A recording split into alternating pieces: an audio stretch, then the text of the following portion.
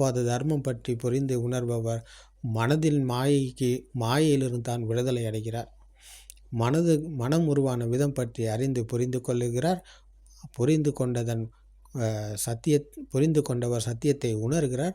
உணர்வின் வழியாக அவர் மனதில் மேலும் வழி பயணம் மேற்கொள்ளப்பட்டு மனதிலிருந்து முழுதாக அவர் விடுதலை அடைந்த போது புத்த சுபாவத்தை அடைகிறார்.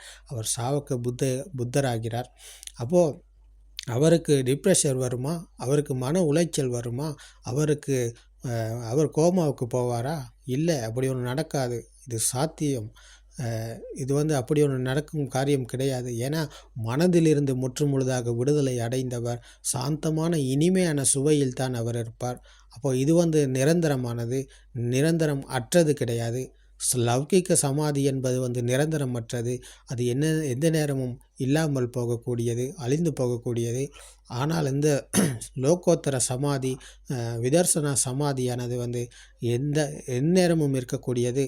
இப்போ எந்நேரமும் இருக்கக்கூடியது என்றால் அதுக்கு அழிவு கிடையாது. அது எல்லா நேரங்களையும் இந்த நொடியில் அவர் இருப்பார். இந்த நொடிக்குள் அவர் விழித்து கொண்டவர் இவர் தான். சத்தியத்தோடு இணைந்த போது அவர் சத்தியத்துக்குள் விழித்து கொள்ளுகிறார். அது அவர் நினைச்சி செய்வது கிடையாது. சத்தியத்தை அவர் கையாண்டு சத்தியத்தை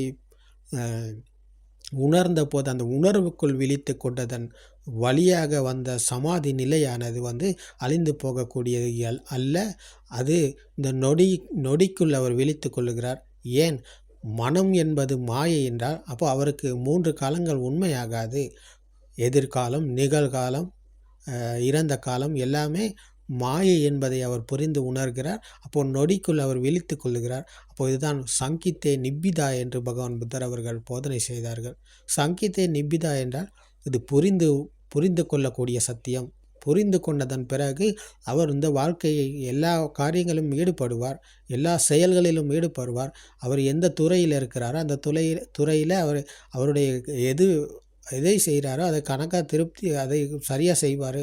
ஆனால் அவர் இருப்பது நொடிக்குள்.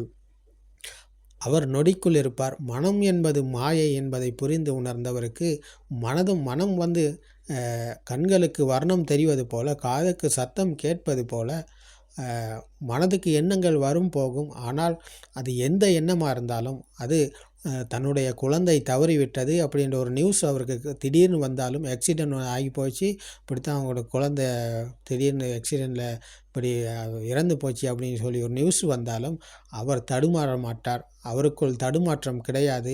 அவருக்கு டிப்ரெஷன் ஆகாது. அவர் மன உளைச்சலுக்கு ஆளாக மாட்டார். அவர் மனக்கோட்டையை கட்டி கொண்டு போக மாட்டார். ஏன்? அவர் சத்தியத்தை கண்டவர். மகள் என்றால் அது சத்தமும் வர்ணமும். மகள் என்பது சத்தமும் வர்ணமும் இணைந்தது. அப்போ இணைந்தது வெளியில் இருக்கா? வெளியில் அல்ல. மகன் அப்போ வெளியில் இருக்கிறாரா? மகள் வெளியில் இருக்கிறாங்களா? இல்லை. அது சத்தமும் வர்ணமும் இணைந்தது. அப்போ இணைந்த போது அது மனதில் தான் இருக்கிறது.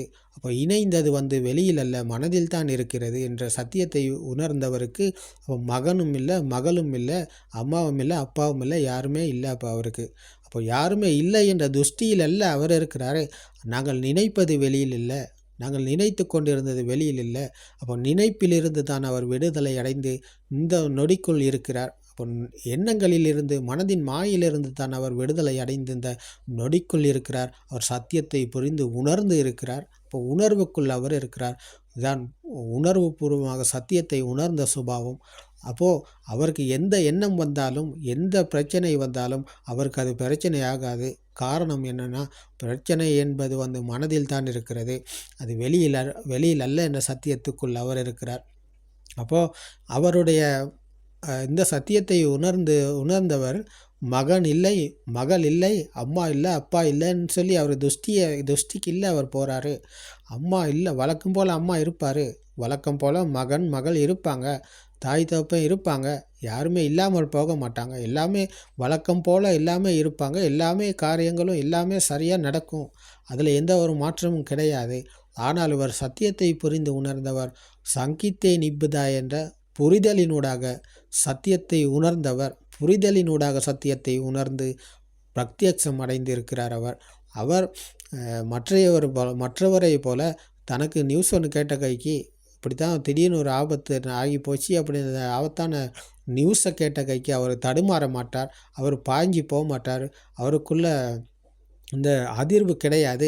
அதிர்வு அற்ற சுபாவத்துக்குள் அவர் வீற்றிருக்கிறார். இதுதான் புத்த சுபாவம். அப்போ இந்த புத்த சுபாவத்துக்குள் அதிர்வு கிடையாது.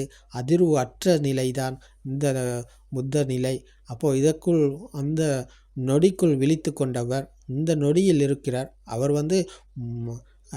ததங்க பிராகானையில் அல்ல இருக்கிறார். நிஷ்கம்ம பிராகணையில் அல்ல இருக்கிறார். இவர் சமுச்சேத பிராகாண என்கிற மனதிலிருந்து முற்றுமுழுதாக விடுதலை அடைந்து, சமுச்சேத பிரகாண என்ற முற்றுமுழுதாக விடுதலை அடைந்து இந்த நொடிக்குள் விழித்து கொண்டவர் சத்தியத்தோடு இருக்கிறார். அப்போது சமத்த தியானத்தை மேற்கொண்டு அதில் பரவச நிலையில் இருப்பவர் ததங்க பிராகணையில் இருக்கிறார். அவர் பந்தை தண்ணீருக்குள் அழுத்தி பிடித்து கொண்டிருப்பதை போல அழுத்தி பிடித்து கொண்டிருக்கிறார். திடீர்னு ஒரு பிரச்சனை வந்த கைக்கு அவர் கையை விட்டுறாரு, பந்து மேலே வந்துடுது. அப்போது அவருக்கு மன உளைச்சல் ஆளாகிறார். கடைசியில் பெரும் பிரச்சனைகளுக்கு முகம் கொடுத்து அவர் டிப்ரெஷர் வரக்கூடிய அளவுக்கு, அவர் கோமாவுக்கு போகக்கூடிய அளவுக்கு அவருடைய மனம் பெரும் பாதிப்புக்கு உள்ளாகுகிறது. அப்போது இப்படியான மனிதர்களை இன்றைக்கும் காணக்கூடியதாக இருக்கிறது. இந்த சமத்த தியானத்தை சொல்கிறவங்க, வகுப்புகளை நடத்துகிறவங்க, கிளாஸ் செய்கிறவங்க, இந்த மாதிரி யோகாசனங்களை செய்கிறவங்க எல்லாமே இந்த மாதிரி நிலைக்கு ஆளாகினவங்க நிறைய பேர் இருக்கிறாங்க.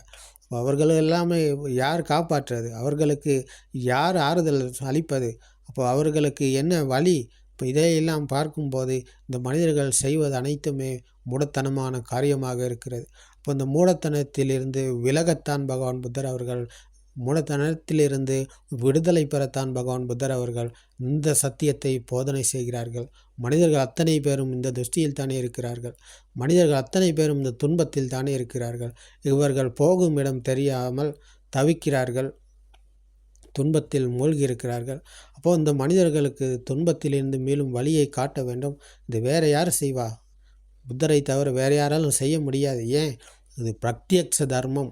இது உணர்ந்து புரிந்து உணர்ந்து பிரத்யக்ஷம் அடைந்த நிலையில் தான் இதை போதனை செய்ய முடியும். அதுவரைக்கும் யாராலும் சத்தியத்தை போதனை